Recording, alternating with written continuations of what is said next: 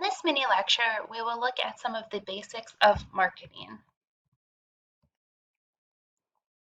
According to the American Marketing Association, marketing is the activity, set of institutions, and processes for creating, communicating, delivering, and exchanging offerings that have value for customers, clients, partners, and society at large. This is kind of a more complex way of saying that businesses and organizations have products and services that satisfy people's needs or wants.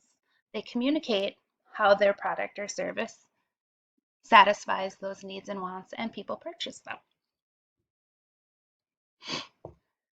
A very prominent concept in marketing is called the 4 Ps of marketing.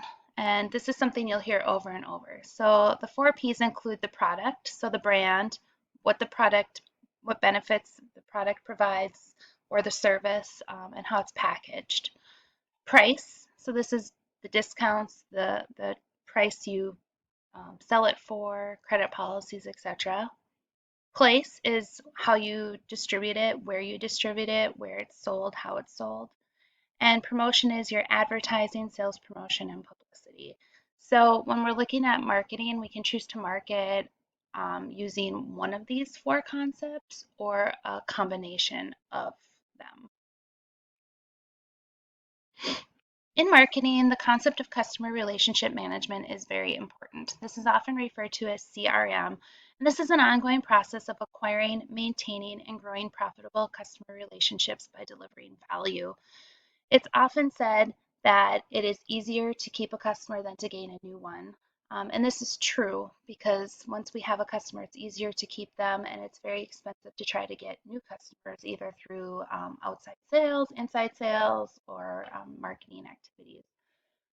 We also want to make sure that we're satisfying customers' needs and wants, and we're delivering products and services that meet or exceed their expectations. Um, there's this concept called the lifetime value of a customer, which kind of goes along with this idea of customer loyalty.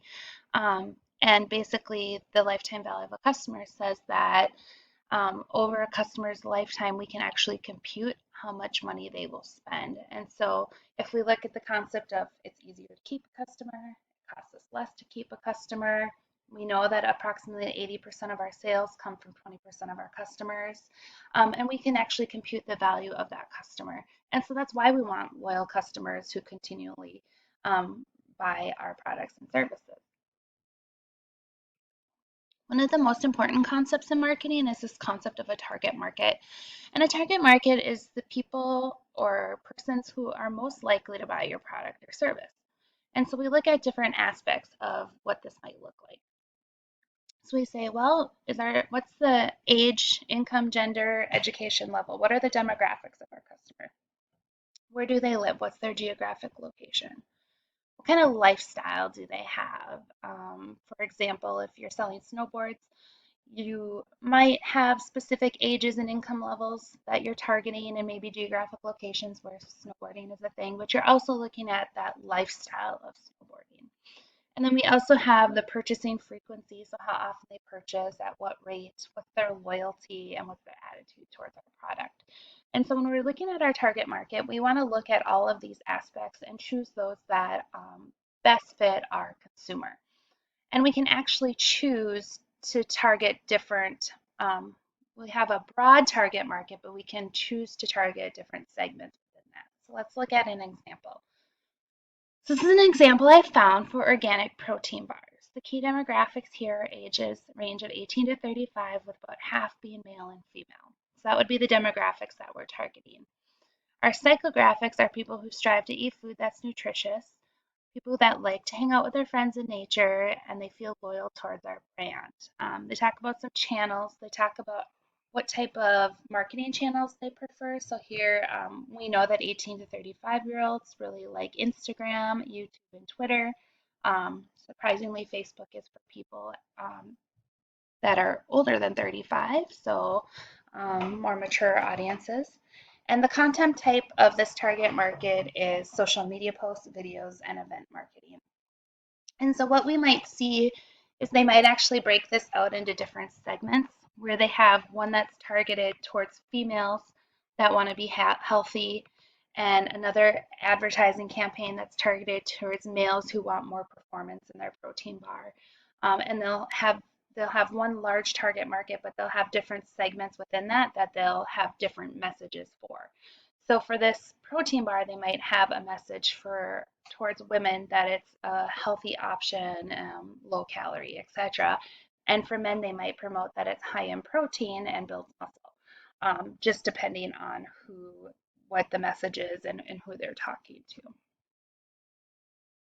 There's two different types of consumers. One is business to consumer, and this is when your marketing efforts go towards the people who are buying the product or service for their personal consumption.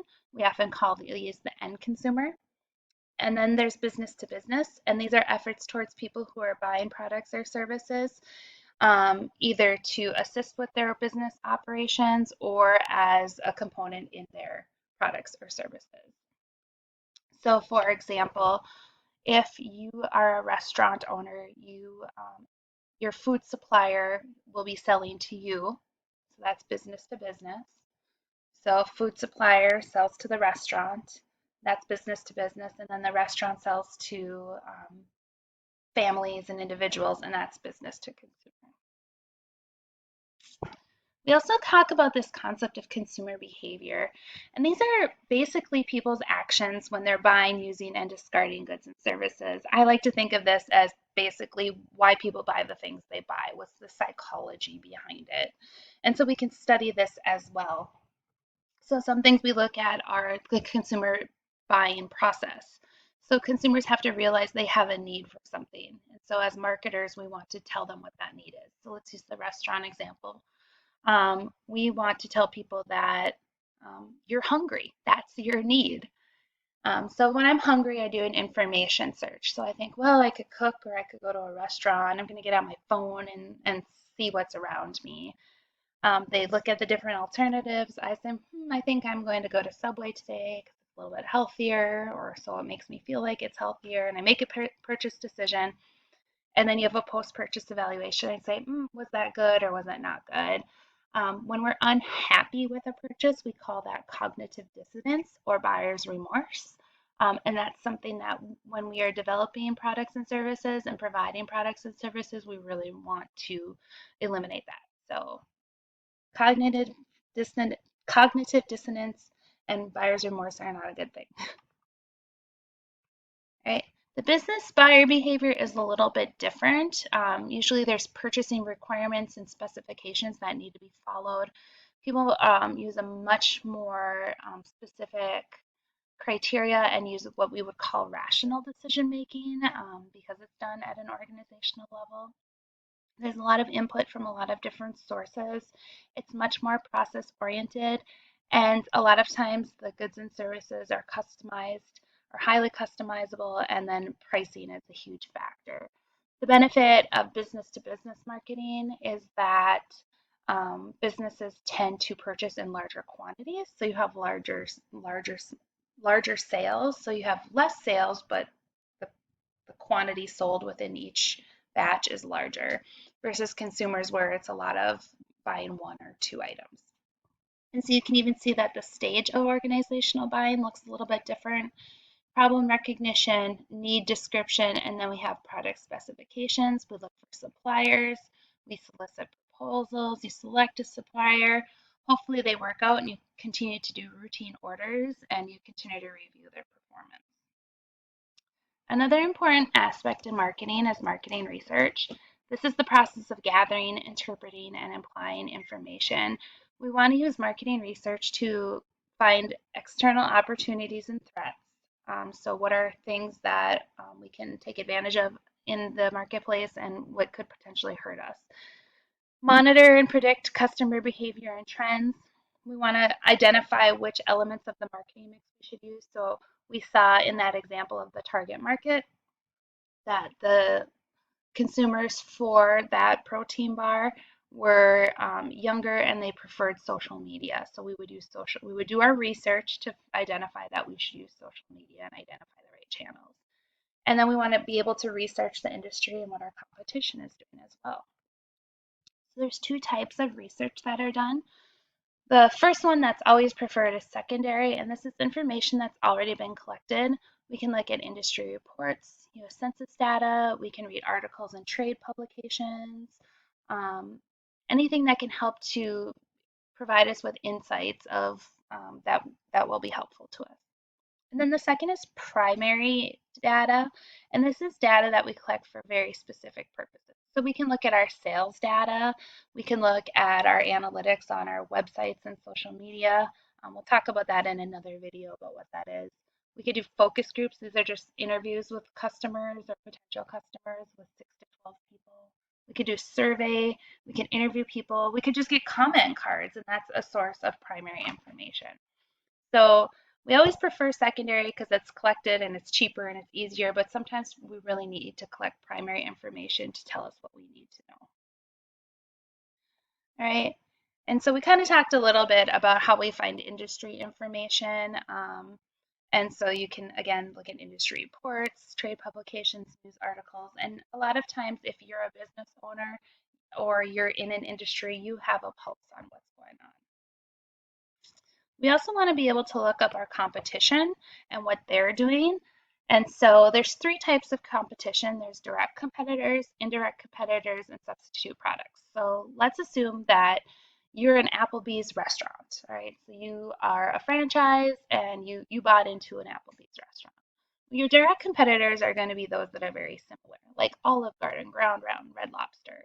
Um, your indirect competitors are probably going to be fast food. So McDonald's, Subway, Burger King, maybe your local um, Hispanic or Mexican restaurant or Latino owned restaurant or your local Chinese buffet. They're not exactly directly competing with you, but they're similar. It's if I'm in the mood for Applebee's, I'm probably going to consider something like Olive Garden or Ground Round. But I also might consider going to a Mexican restaurant, or the other day I went to a Somali restaurant. And so those are not our exact direct competitors, but they're also something that our consumers consider. And then also, lastly, is substitute products. So in this situation, it's people eating at home or going to the grocery store. Those are substitutes for going out to eat. And so when you want to find information about your competitors, again, industry reports, trade groups, publications, news, observation, just like kind of taking in what you're seeing, this can all help you to better understand your competition. And it's very important to understand who your direct and indirect and even substitute competitors are. All right, that's it for today. I hope you enjoyed this mini lecture to get you started on the basics of marketing.